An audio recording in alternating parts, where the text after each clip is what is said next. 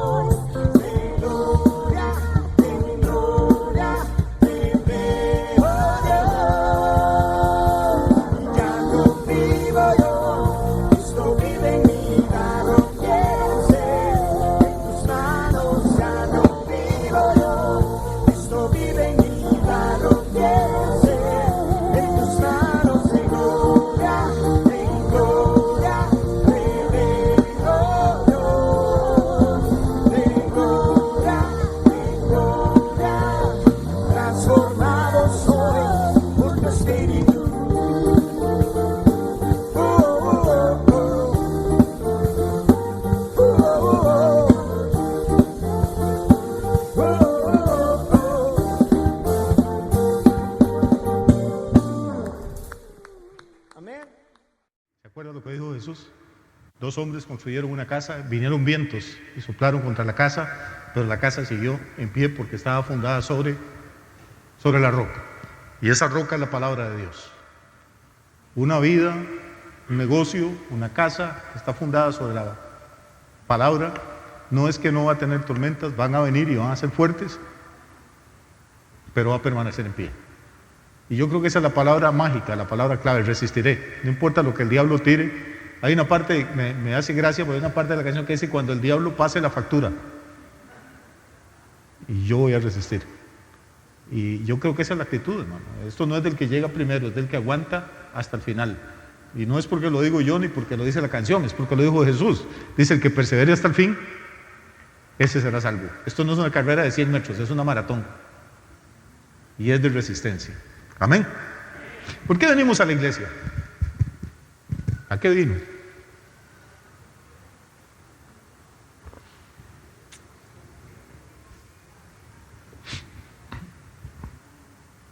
A veces creemos que venimos por costumbre, a veces creemos que venimos por otra cosa, pero yo creo que la razón principal que debe traernos a nosotros a congregarnos es alrededor de la palabra. Bueno, ¿alguien cree eso? Es una bendición. La razón principal, la música es bonita, la adoración es bonita, la ofrenda y los diezmos son importantes, saludar a los hermanos es bonito, todo lo que usted quiera, pero nuestra vida, hermanos, la iglesia debe estar fundada sobre la palabra. Nos congregamos porque el espíritu nuestro tiene hambre, necesita alimentarse, necesita comer. No solo de pan vive el hombre, dijo Jesús una vez, sino de toda palabra que sale de la boca de Dios. ¿Cómo nos preocupamos cuando el cuerpo tiene hambre? Yo creo que lo único que yo entiendo del ayuno es eso. Yo no entiendo para qué sirve el ayuno, pero ayunamos porque Jesús dijo que había que ayunar, ayunamos porque Jesús ayunó. Pero yo creo que es como para recordarnos que así como el cuerpo se desespera y empieza a protestar porque se le pasó la hora de comida, nuestra alma, nuestro espíritu también necesita. Jesús dijo: no solo de pan vive el hombre, sino de toda ¿qué? Palabra. Y más adelante dice en el Evangelio de Juan: escudriñen las escrituras porque a ustedes les parece que en ellas tienen la vida eterna y ellas son las que dan testimonio de mí. Yo no puedo conocer nada de Jesús si no conozco la Biblia, y no puedo tener salvación si no conozco a Jesús. Hay gente que dice: yo conocí a Cristo hace 20 años. No, usted no conoció a Cristo, fue a un culto y alzó la mano, pero desde entonces nunca ha leído la Biblia. Usted de Jesús no sabe nada, no conoce cuál es el plan de Dios para su vida. Jesús dijo: escudriñenla, no solo leanla, escudriñenla, aprendan, estudien, porque a ustedes les parece que en ellas hay vida eterna y ellas son las que dan testimonio de mí. Y por otra parte, todos nosotros sabemos eso, que sin fe es imposible agradar a Dios. O sea, no importa lo lindo que cante, yo puedo cantar o dirigir la música como esos señores, o puedo predicar maravillosamente, pero si no tengo fe, no puedo agradar a Dios. Puedo diezmar 1 millón de colones por semana, pero si no tengo fe, no agrado a Dios. Puedo venir a todos los cultos, puedo orar más a voz, a un cuello, más fuerte que cualquiera de ustedes, pero si no tengo fe, no puedo agradar a Dios. ¿Y cómo consigo la fe? Ese es el punto. Hay gente que le dice a uno: pastor, es que a mí me falta fe. Pregúntele cuánto tiempo está leyendo la Biblia. Porque la misma escritura dice: la fe viene por el oír y el oír viene por la palabra de Dios. Entonces, la palabra es el alimento, la palabra es la que nos revela Jesús, la palabra es la que produce la fe en nosotros. Y por eso yo creo que cada vez que venimos a la iglesia, cada vez que nos congregamos, tenemos que venir con esa hambre. ¿Qué tiene Dios para mí esta mañana? ¿Qué tiene Dios para mí esta noche? ¿Qué tiene el Espíritu Santo? ¿Con qué disposición voy yo para recibir algo nuevo de Dios? Hoy vamos a leer un pasaje muy conocido en el Evangelio de Marcos, el capítulo 2, y no sé si el tiempo alcanzará, pero vamos a tratar de que alcance, porque este texto hay como 2 cosas. Por un lado hay un relato de un milagro, que es donde la gente se enfoca normalmente, pero escondido entre ese milagro hay una revelación enorme y poderosa para nosotros. Entonces, con la ayuda de Dios vamos a tratar de ver si podemos entrarle a este texto y salir de aquí alimentados, motivados, desafiados por Dios para incorporar algunos de estos principios en nuestra vida. Marcos capítulo 2 dice que entró Jesús otra vez en Capernaum después de algunos días y se oyó que estaba en casa. Bueno, esto para empezar, para los que dicen que Jesús, que era pobrecito y que no tenía dónde vivir y que las zorras y los pajaritos, Jesús tenía casa. Después les puedo explicar por qué es que le echó el cuento de las zorras y eso, pero Jesús tenía casa. Y la gente de Capernaum oyó que Jesús había regresado de algún viaje, de su primer viaje. Todo esto ocurre en el primer año del ministerio de Jesús.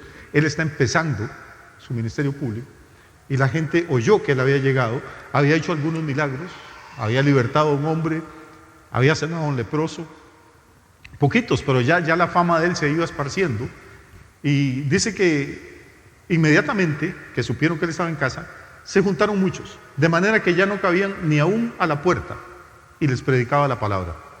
Entonces vinieron a él unos, trayendo un paralítico que era cargado por 4. Y como no podían acercarse a él a causa de la multitud, descubrieron el techo de donde estaba, y haciendo una abertura, bajaron el lecho en que yacía el paralítico. Al ver Jesús la fe de ellos, dijo al paralítico: Hijo, tus pecados te son perdonados. Estaban allí sentados algunos de los escribas, los cuales cavilaban en sus corazones: ¿por qué hablaste así? Blasfemias dice. ¿Quién puede perdonar pecados sino solo Dios? Y conociendo luego Jesús en su espíritu que cavilaban de esta manera dentro de sí mismos, les dijo: ¿por qué caviláis así en vuestros corazones? ¿Qué es más fácil? ¿Decirle al paralítico: tus pecados te son perdonados? ¿O decirle: levántate, toma tu lecho y anda? Pues para que sepáis que el Hijo del Hombre tiene potestad en la tierra para perdonar pecados, dijo al paralítico: a ti te digo, levántate, toma tu lecho y vete a tu casa. Entonces él se levantó enseguida y tomando su lecho salió delante de todos, de manera que todos se asombraron y glorificaron a Dios, diciendo: nunca hemos visto tal cosa. Esa es la historia, es muy sencilla. Vamos a tratar de ubicarnos. Entonces Jesús está empezando su ministerio. Capernaum es un pueblito de nada. En 1886 unos arqueólogos alemanes descubrieron el lugar donde estaba esta aldea. Era un pueblito de pescadores. Capernaum significa la casa de Nahum, y Nahum es un profeta del Antiguo Testamento. Entonces es muy probable que en ese puertecito haya vivido Nahum, el hombre que escribió uno de los libros más cortos y más bonitos del Antiguo Testamento. Pero aún en la época de Jesús era una aldea pequeña, era un pueblo de pescadores. Ahí cerca de ese pueblo habían vivido Andrés, Simón, Juan, Jacobo. En esa zona Jesús reclutó sus primeros discípulos. Como todos los pueblos de pescadores, tenía mala fama. Y para peores, estaba en una provincia que tenía mala fama toda la provincia, que se llama Galilea. Para que tengamos una idea del pueblo, lo que han descubierto los arqueólogos que llevan ya más de 100 años ahí excavando, es que en realidad el pueblito tenía como 380 metros de largo, como por 165 de ancho. Era una cosa pequeña, usted la podía caminar de un lado para otro rapidito. Y había un poco de casas amontonadas. Han descubierto cómo eran las casas. Eran como cuadrados, encerrados en una tapia, y al centro había un patio grande, y en ese patio había gradas para subir a las azoteas. Así es como entendemos un poco mejor qué fue lo que pasó con este paralítico. Cuando yo empecé a predicar hace 40 años, yo decía: ¿cómo habrán hecho con ese hombre? Lo amarraron y hasta predicaba así, seguro lo agarraron con mecates y cada uno subió a mecate, y me inventé un montón de cosas. Pero estudiando un poco más ahora estos últimos años y siguiendo un poco las investigaciones que han hecho estos arqueólogos, ahora uno se explica mucho mejor. Las casas eran sin ventanas hacia la calle, eran como una tapia al frente, un patio grande al centro, y luego de ese patio alrededor estaban las habitaciones, y había gradas para subir a las azoteas. Los techos eran planos, no eran láminas de zinc como las que tenemos nosotros. La cosa es que la gente se enteró que Jesús había llegado a esa pequeña aldea y se amontonaron. Como la aldea era tan pequeña, fuera con la esperanza de oír a Jesús enseñar. Esa era la pasión que tenía la gente por oír la palabra de Dios. Hacía años que no había un verdadero profeta en Israel, Y la gente que lo escuchaba a Jesús decía que nadie había hablado como ese hombre nunca. Cada vez que tenían la oportunidad, la gente dejaba la casa, el trabajo, lo que fuera, con tal de escuchar a Jesús enseñando. De hecho, Jesús hizo muchas cosas. Echó fuera demonios, pero nadie le dijo el exorcista. Sanó montones de enfermos, pero nadie le dijo el milagrero. La gente conocía a Jesús como el maestro. Enseñaba como nadie ha enseñado nunca. Y probablemente estaba en lo mejor de su enseñanza y la gente ahí boca abierta, absorta, escuchándolo, y de pronto empiezan a caer pedazos de barro o de teja desde el techo. Y interrumpen a Jesús. Obviamente, si a usted le empieza a caer pedazos de lona ahora en la cabeza, pues va a volver a ver qué es lo que está pasando. Y se abrió un hueco y se fue haciendo más grande el hueco, y desde la terraza, a donde habían subido por las escaleras, por las gradas, desde la terraza hay 4 hombres que están bajando al paralítico. Ahora sí, probablemente con cuerdas. Y cuando Jesús ve a esta gente, no solo ve el esfuerzo que han hecho, no solo ve la compasión que ellos sienten, hay algo que Jesús discierne, hay algo que Jesús nota, está en el versículo 5. ¿Qué es? ¿Qué dice? Al ver Jesús la fe de ellos. Esto es raro, hermano. ¿Usted sabía que la fe se puede ver? La fe no es gorda, ni flaca, ni alta, ni baja, ni roja, ni verde. Pero ¿cómo puede uno ver la fe de una persona? Por sus obras. En las iglesias evangélicas no nos gusta hablar de obras, porque siempre decimos la salvación es por fe y la fe y la fe. Pero hermano, es que la fe, si no tiene obras, es muerta.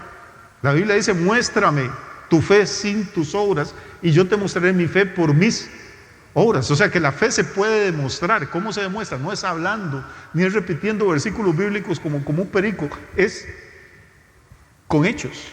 Jesús vio hechos, vio a 4 hombres arriesgándose ahí en el borde de un hueco, probablemente con 4 cuerdas, cada una amarrada de un extremo ahí, de una camilla o de una lona, y bajando a un pobre hombre. Si este se le suelta,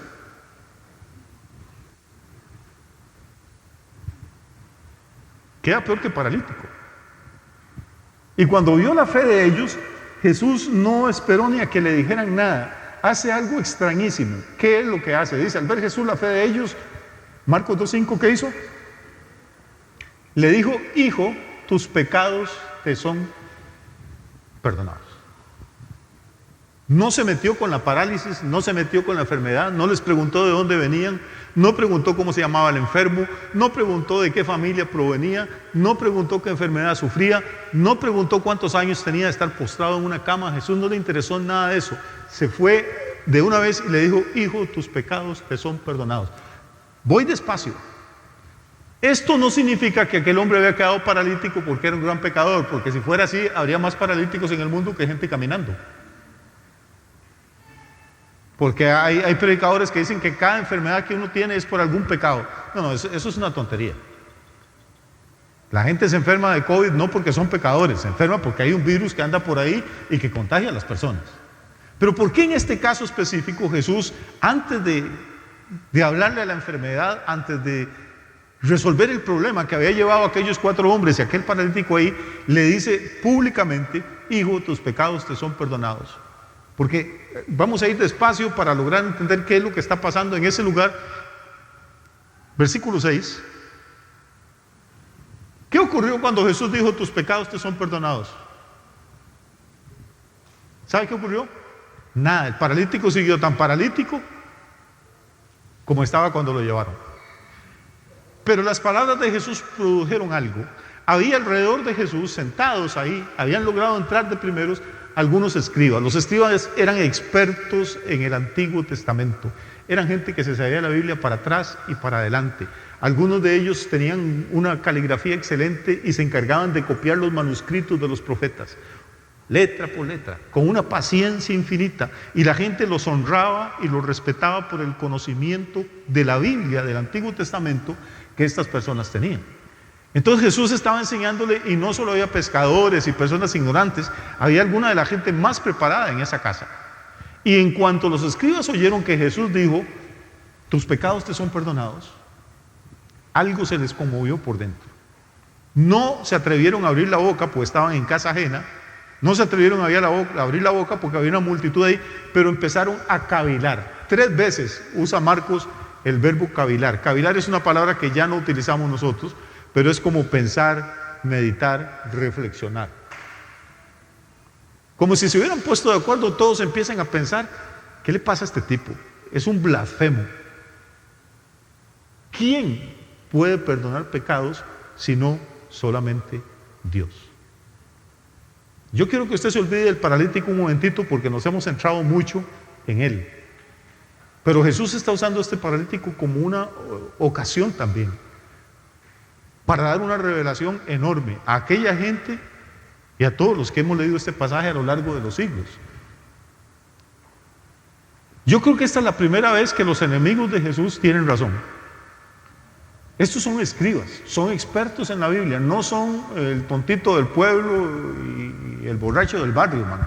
Son personas preparadas, son personas que desde su infancia y probablemente ya viejos han dedicado toda su fuerza, toda su inteligencia a entender, a copiar, a profundizar en la enseñanza de las Escrituras. Y ellos saben perfectamente bien que la potestad de perdonar pecados no la tiene ningún hombre sobre la tierra, sino solo el Creador del universo.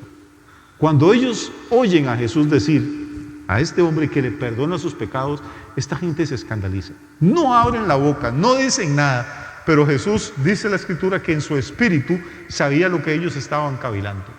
Y entonces, sin que le reprocharan nada, sin que le dijeran, Jesús sigue la conversación. Y les dice en el versículo 9, ¿están conmigo todavía? Vea que lo que estoy haciendo es releyendo el texto, nada más, porque es muy fácil.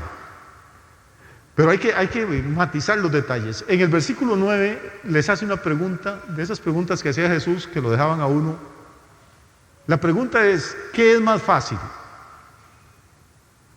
¿Decir, tus pecados te son perdonados? ¿O decir, levántate y anda? Esa es la pregunta. Y de esa pregunta va a depender todo. ¿Qué es más fácil? ¿Decirle a una persona, tus pecados te son perdonados? ¿O decirle, levántate y anda? ¿Quiere que le dé la respuesta? Las dos cosas son exactamente igual de fáciles.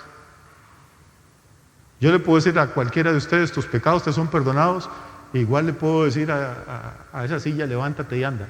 Decirlo es exactamente igual de fácil. Lo difícil es que ocurra cualquiera de las dos cosas. Y entonces Jesús, como no le contesta, se vuelve al paralítico, que no sabemos si está suspendido todavía en el aire de los 4 mecates o si ya lograron llegar al suelo.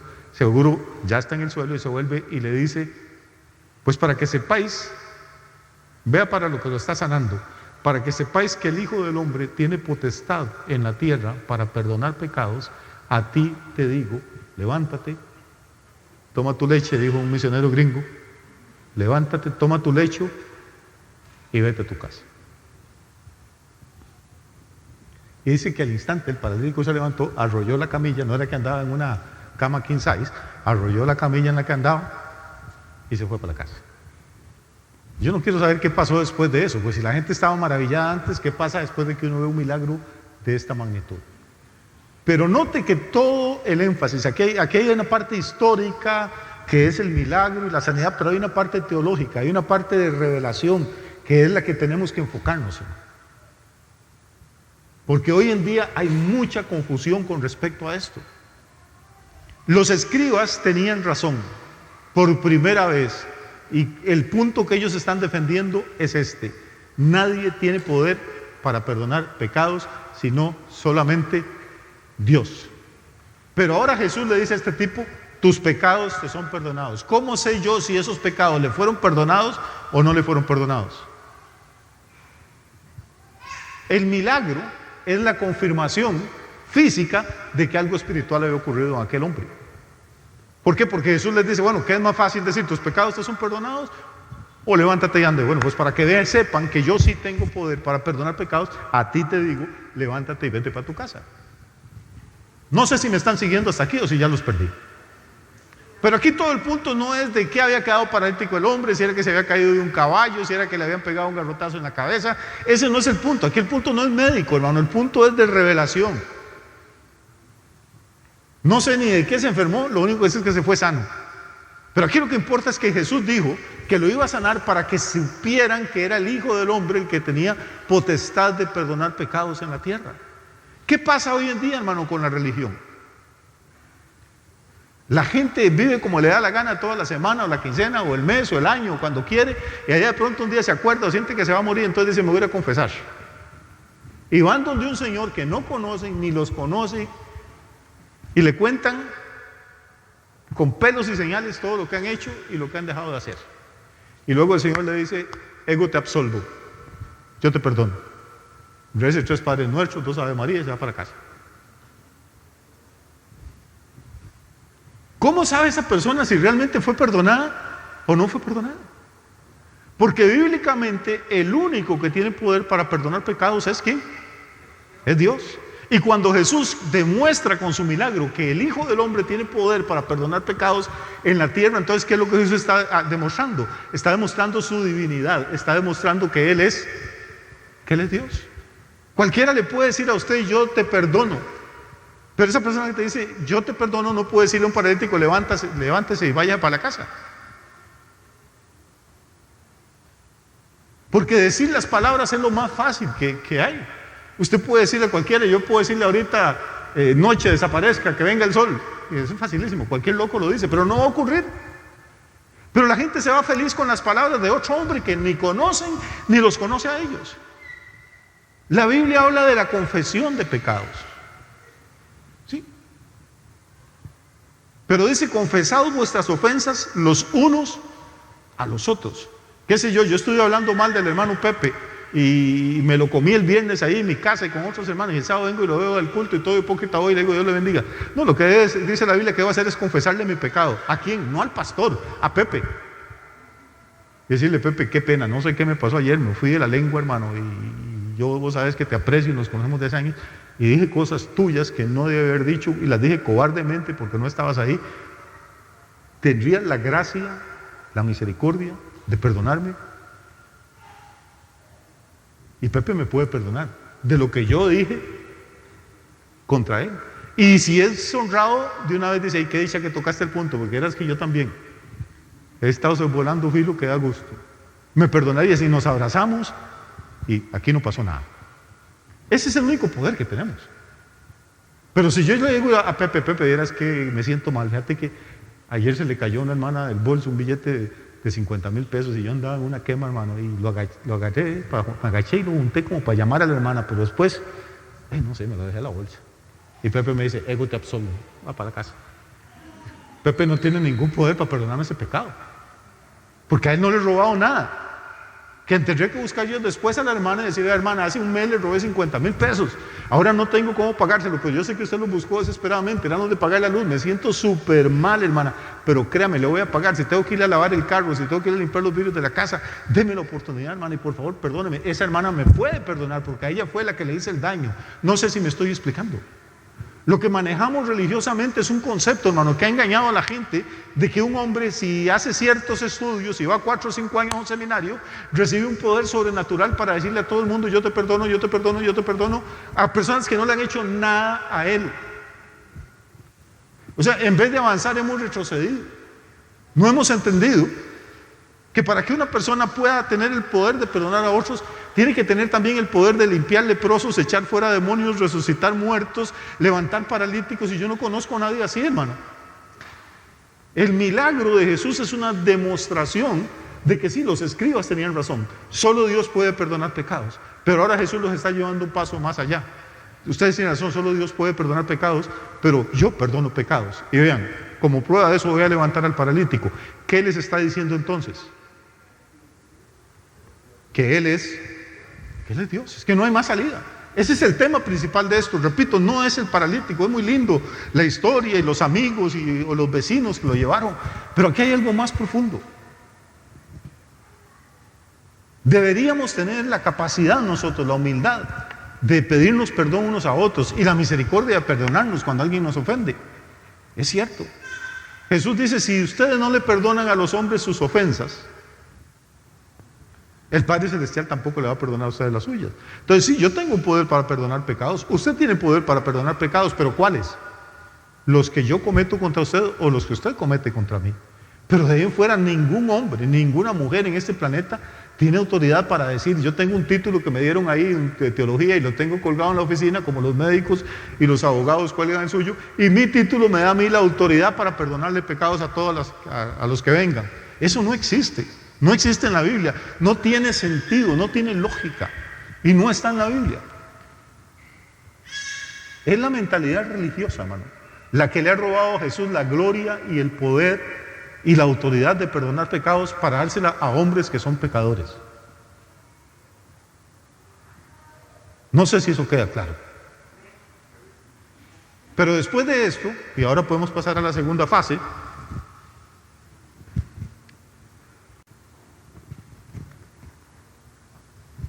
probablemente en este pueblito de Capernaum, que era pequeño, todo el mundo supo de ese milagro, y es muy probable que este milagro sea el que le dio el impulso al ministerio público del Señor Jesús.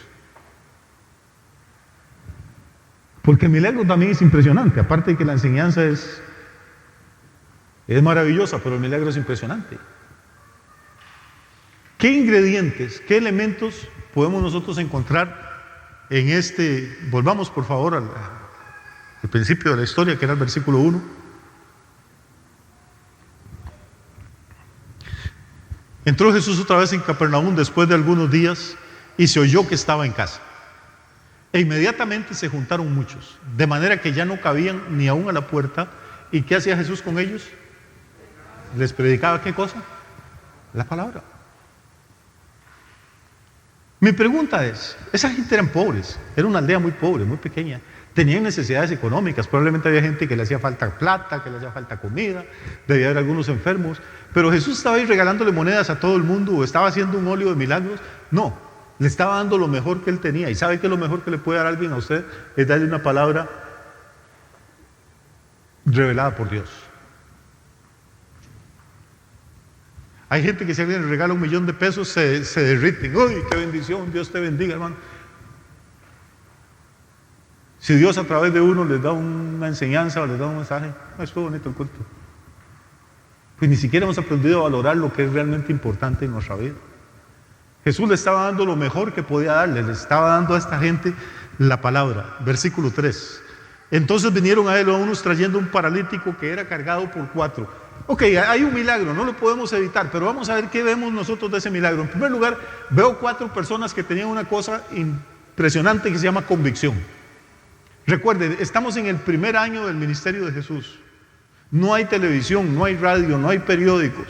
Lo único que esos 4 hombres han oído por ahí es que hay un tal Jesús que está haciendo milagros.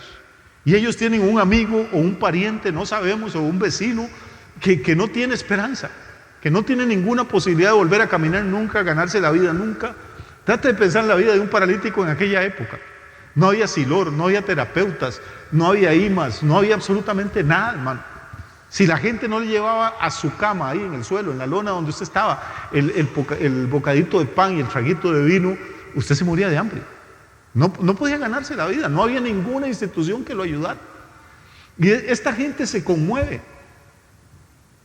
Se conmueve de la situación de su pariente o de su vecino o de su amigo y dicen, si hay alguna esperanza de que ocurra algo, tiene que ser con este hombre Jesús, porque humanamente hablando aquí ya no hay nada más que hacer.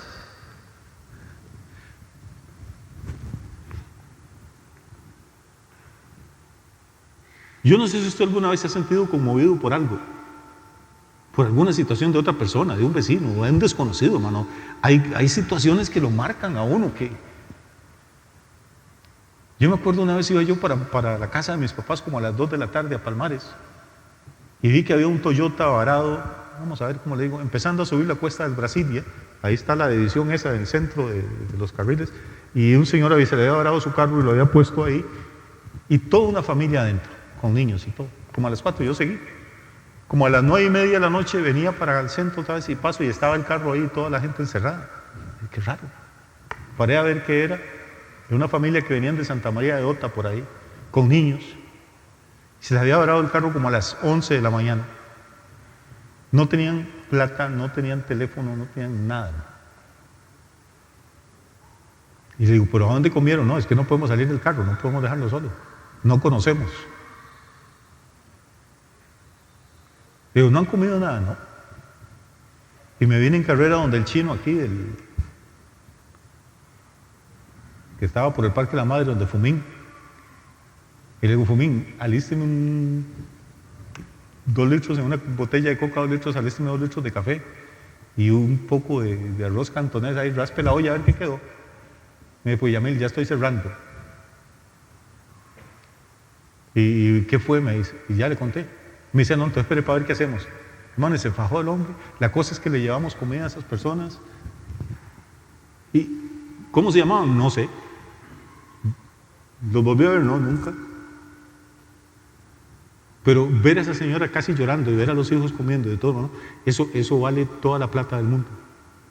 Hasta el rebajo me hizo el chino. Pero es que a veces pasamos, hermano, y vemos a alguien tirado en la calle y decimos, pobrecito, qué salado. Pero si vamos a empezar a ver cosas sobrenaturales en nuestra vida, primero que nada tenemos que sentir compasión. Sin compasión no va a haber milagros nunca. No sé si logro transmitir esto, ¿no? Ahora salimos con el cuento, no hermano, es que la Biblia dice que pues, en los últimos tiempos, por haberse multiplicado la maldad, el amor de muchos se enfriará, entonces yo mejor no me meto. No, hermano, no dice que el amor de todos, dice que el amor de muchos.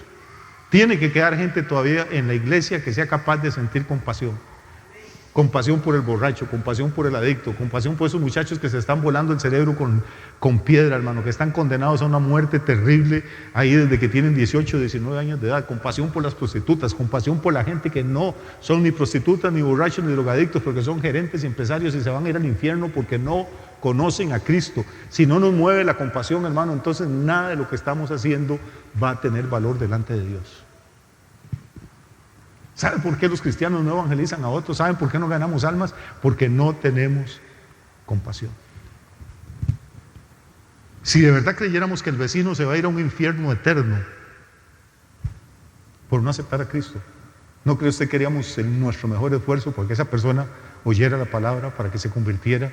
Lo invitaríamos a un café a la casa, le regalaríamos un cassette, un disco, algo con algún mensaje, lo invitaríamos a la iglesia, le compraríamos un libro, oraríamos por él. Pero no, esas cosas no van con nosotros.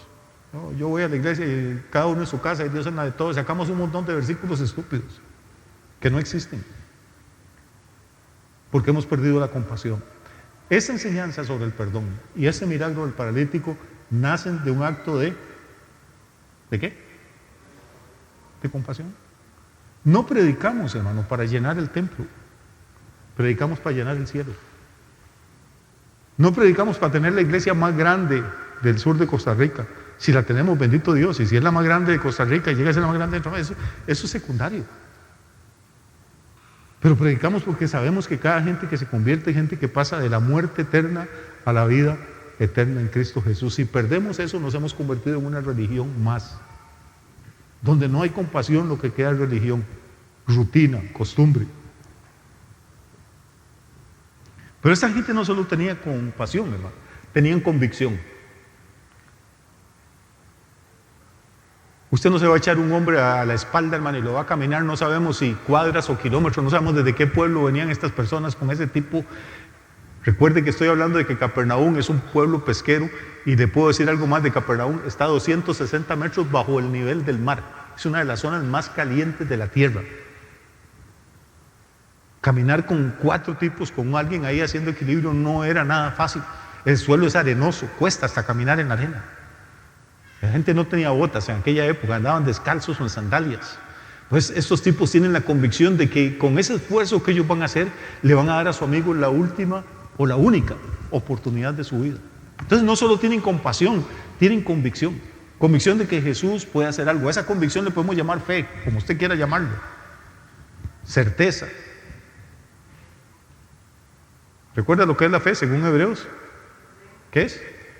La certeza de lo que se espera, la convicción de lo que no se ve. Ellos no han visto todavía a Jesús, todavía no han visto ningún milagro. Lo que han hecho es oír, pero es que la fe viene por Él, por el oír. Y lo que han oído los motiva y los mueve a compasión y les da la convicción de que si ellos van donde ese Jesús, algo sobrenatural puede ocurrir. En tercer lugar, hay otro elemento aquí que para mí es clave, es la comunicación. No fue que el Espíritu Santo agarró a uno en una esquina, a otro en otro y lo trajo a todos al mismo tiempo, no. Alguno de ellos sintió el deseo y le dijo a los otros, oiga, ¿por qué no hacemos algo por este tipo? Porque se nos va a morir ahí, porque cada día está más flaco, más seco, cada día come menos, no tiene esperanza, está joven todavía, hagamos algo. No solo sintió compasión, le habló a otros. Y los 4 se pusieron de acuerdo, bueno, si ustedes se apuntan, yo también, hagamos el esfuerzo. Esto es comunicación. ¿Qué es el Evangelio? Es comunicación. Es hablarle a otra persona, es contarle, mira, vieras que mis hijos, estoy tan contento, mis hijos están yendo conmigo los domingos o los sábados a una iglesia y están teniendo cosas impresionantes, han tenido un cambio en su conducta. Mira, desde que empecé a leer la Biblia, a orar y a buscar de Dios, Dios ha bendecido mi casa, ha bendecido mi negocio. Te animo, venite un día conmigo para que veas. Si no te gusta, sin compromiso, no volvés. Es comunicar. Es que no hay que ser teólogo, ni hay que saber hebreo, ni latín, ni griego. Es sentir compasión, tener convicción y moverse en comunicación. No, pastor, es que yo le he dicho a 9 y los 9 me han dicho que no. Bueno, díganle al 10º. Siempre va a ser la mayoría la que dice que no. Siempre es más ancho y espacioso el camino que lleva a la perdición que el que lleva a la vida eterna. Eso lo sabemos. Pero eso no debe desanimarnos. Había compasión, había convicción, hubo comunicación. Y la cuarta cosa es que hubo colaboración. No sé si usted ha jalado un féretro alguna vez, un ataúd. Es un trabajo feo, pero a mí me ha tocado a veces. Pero normalmente hay que buscar 4 personas que más o menos jalen parejo. Porque si usted pone aquí a uno de 1,90 m y aquí a uno de 1,60 m, el muerto va a ir incómodo. Hay que ponerse de acuerdo, y si uno es más chaparro, pues que no se lo eche al hombro, que lo levante un poquitico, y si el otro es más alto, que doble las curvas un poquito. La cosa es que hay que equilibrar al muerto para poder llegar a alguna parte. Muerto cuesta, ahora imagínense vivo. ¿Cuánto tiempo jalaron a este señor? No tengo la menor idea, pero lo caminaron, subieron gradas, lo llevaron a un techo, porque no podían entrar, la puerta estaba bloqueada, los alrededores de la casa estaban bloqueados. Tomaron las gradas externas, se subieron a la azotea y dijeron, a nadie nos va a parar. Es que cuando uno tiene de verdad ganas de bendecir a alguien, ganas de que alguien sea salvo, ganas de que la iglesia crezca, ganas de prosperar, ganas de lo que sea, hermano, usted va a hacer lo que sea necesario. No hay obstáculos, los obstáculos están en nuestra mente. Los gringos tienen una frase que a mí me encanta. Dice, where there is a will, there's a way. Donde hay el deseo de hacer algo, donde existe la voluntad, va a aparecer el camino, va a aparecer la forma.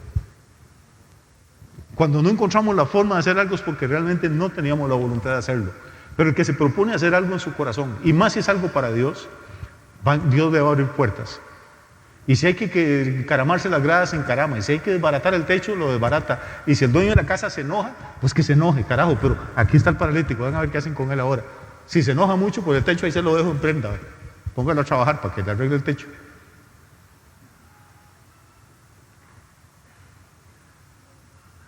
Y fue un trabajo de equipo. Hermano, la iglesia no es un trabajo de superestrellas, ni de supermúsicos, ni de superpredicadores. Es un trabajo de equipo. Las iglesias que crecen no son las que crecen desde el púlpito. Ninguna iglesia crece desde el púlpito. La iglesia crece porque la gente que viene a la iglesia está feliz, está bendecida, está contenta con lo que Dios le está dando, y entonces le comunican a otras personas, sienten compasión y las traen. Así es como crecen las iglesias.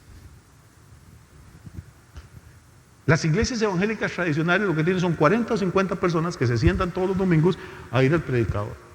Y no solo ir, critican. Ese mensaje ya varias veces lo ha predicado. ¿Dónde está desconectado el Señor? Porque ¿qué va? Ya no le sale nada.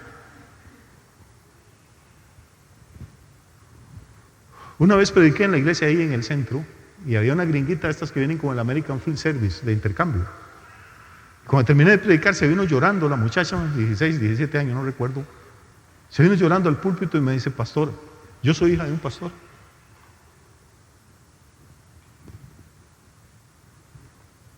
Yo terminé de predicar y hice la invitación, y pasó gente a aceptar a Cristo, y dentro de la gente vino esta muchacha. Entonces yo le pregunté que si venía para aceptar a Cristo, y me dice, no, yo soy cristiana. Dice, yo soy hija de un pastor. Pero pastor, desde que yo tengo uso de memoria, en nuestra iglesia nunca ha entrado una visita. Nunca. No es que no se ha convertido nadie, es que no ha entrado una visita. Uno no sabe qué decir, hermano. Vamos a la ferretería y compra un candado y cuando llega allá cierra esa vaina. ¿Para qué existe una cosa así? Eso no es una iglesia, hermano. Eso es un club de juegasantos que se reúnen porque entre ellos se caen bien, nada más, y ahí están cómodos y no les importa nada, ni nadie. No llevan una visita, no sienten compasión por nadie. Así hay miles y miles y miles y miles de iglesias. Y todos los domingos se suben y dicen: el Señor está con nosotros y también contigo, y el Señor y el amor y la sangre de Cristo. De ahí no lo saca nadie. Pero cuando el Espíritu de Dios empieza a poner compasión, hermano, y comunicación, y convicción, y colaboración, entonces las iglesias explotan, entonces empiezan a ocurrir los milagros, entonces la gente se convierte.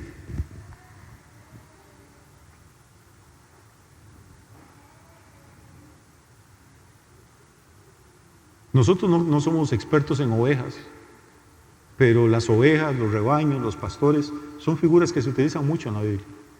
Y usted no tiene que ni siquiera que conocer una oveja de verdad para entender algo, ¿no? Para que un rebaño crezca, la figura del pastor es importante. Él sabe dónde llevarlos, dónde hay pastos delicados, dónde hay aguas buenas. Pero hermano, quienes se reproducen son las ovejas. El rebaño crece porque las ovejas se juntan, se aparean, tienen cría. Pero el modelo de la iglesia evangélica es que tienen 40 ovejas sentadas en una banca y el pastor aquí en el púlpito y la gente diciéndole: pastor, puje, pastor, ya casi tiene un corderito. Y el pastor puja y hace muecas y se revuelca y se tira al suelo. Y la iglesia no crece, man. No crece porque no hay colaboración. Cuando no hay colaboración no hay milagros, no hay cosas sobrenaturales. Aquí hubo y por eso pasó todo eso. Esto es como un equipo de fútbol. Tal vez sabemos más de fútbol que de ovejas. No sé si a usted le ha llamado la atención, digamos, los entrenadores de fútbol, los de verdad. El platal que ganan esos tipos. Hay entrenadores que ganan más que el jugador estrella en la cancha. Y usted ve el tipo sentado, hermano, impecable, digamos, piensa en Machillo, con una personalidad, con un traje de $2,000 o $3,000, una corbata de $700 de seda, pierna cruzada, Rolex en la mano, anillo, sentado con una... Y usted ve 11 tipos sudando y jalándose la camiseta y jalándose la pantaloneta y rompiéndose ahí, que salen quebrados, salen en camilla, entra el médico a atenderlos. Usted nunca ha visto que entren médicos a sacar en camilla al entrenador. Ese no se friega la vida, está sentado. Y él le dice a fulano: corra usted por la izquierda, párese usted a la derecha, vaya usted a la media. Eso es el trabajo de él. Y así ganan los partidos. Bueno, algunas elecciones.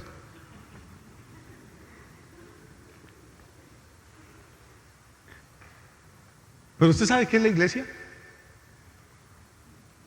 La iglesia son un poco jugadores sentados en la banca y el entrenador en la cancha, el pastor. Y entonces el pastor es el portero y la gente le dice, le gritan a uno de la banca: pastor, Juanita no ha vuelto a la iglesia, corre y atájala porque yo creo que anda en malos pasos. Y corre el pastor a buscar a Juanita. Y quieren que usted ataje a la gente para que no se vaya, que traiga la de afuera, que ore por los enfermos, que eche fuera demonios, que cuide a sus hijos, porque si el hijo hace algo malo, entonces eso es un problema, que la familia, que la plata, hermano, hay que pagar cuentas, hay que decirle al pastor, me voy a divorciar, hay que decirle al pastor. Todos los jugadores sentados en la banquilla diciéndole al pastor. Y el pastor corre, hermano, y patea el tiro de esquina y después corre al área a ver si logra cabecear la bola. Y por eso es que la iglesia está perdiendo tantos partidos, porque no hemos entendido que esto es un trabajo de equipo, y que quien pare ovejas no es el pastor, son las ovejas, y que si todos colaboramos, hermano, no hay demonio, ni barrera, ni techo, ni gradas, ni nadie que nos pueda atajar. ¿Podemos creer eso? ¿Cuáles son los requisitos entonces? Primero tiene que haber compasión, tiene que haber convicción, tiene que haber comunicación, tiene que haber colaboración, y ya voy a terminar.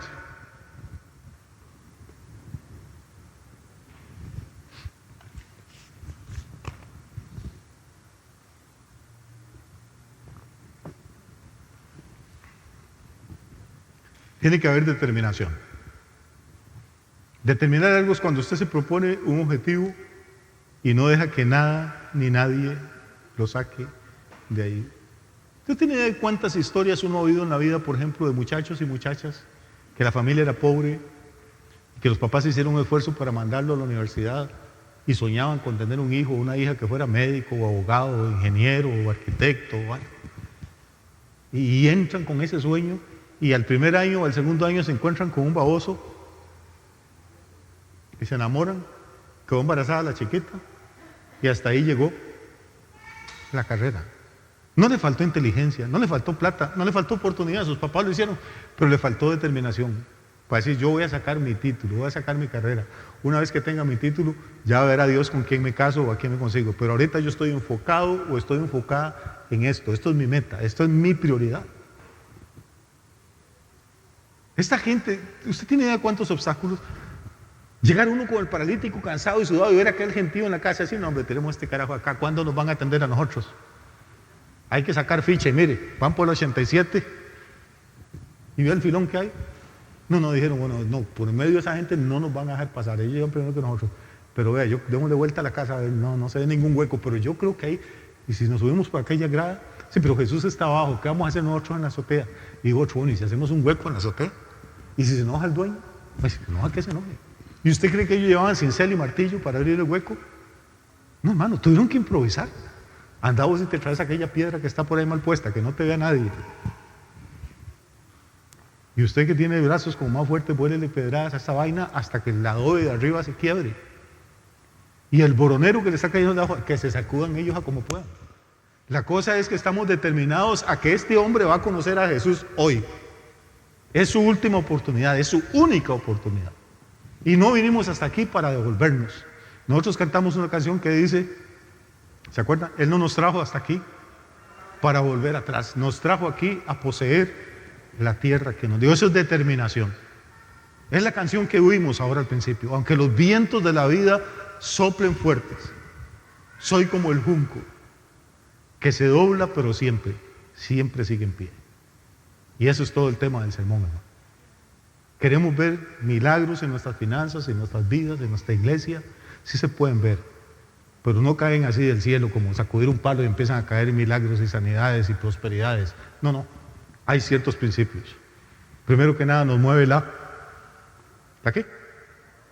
La compasión, eso es el primero. Sin eso podemos tener todo lo demás y no va a funcionar. Compasión, comunicación, convicción, colaboración y determinación. ¿Y eso a qué nos llevó?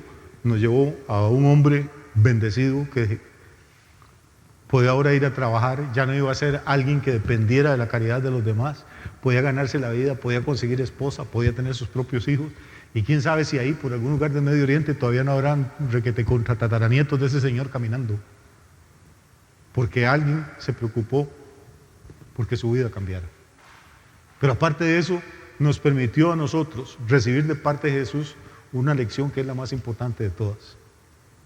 ¿Cuál es? Que ningún hombre en la tierra puede perdonar los pecados que yo he cometido contra otra persona, sino solo Dios. Así es que si Dios tiene el poder de perdonar, no necesitamos ir donde nadie más, no necesitamos ningún otro mediador, no necesitamos ningún otro intercesor, porque hay un solo Dios y un solo mediador entre Dios y los hombres, Jesucristo, hombre. Porque hay un solo nombre bajo el cielo en que podemos ser salvos, y ese es en el nombre de Jesús. Amén.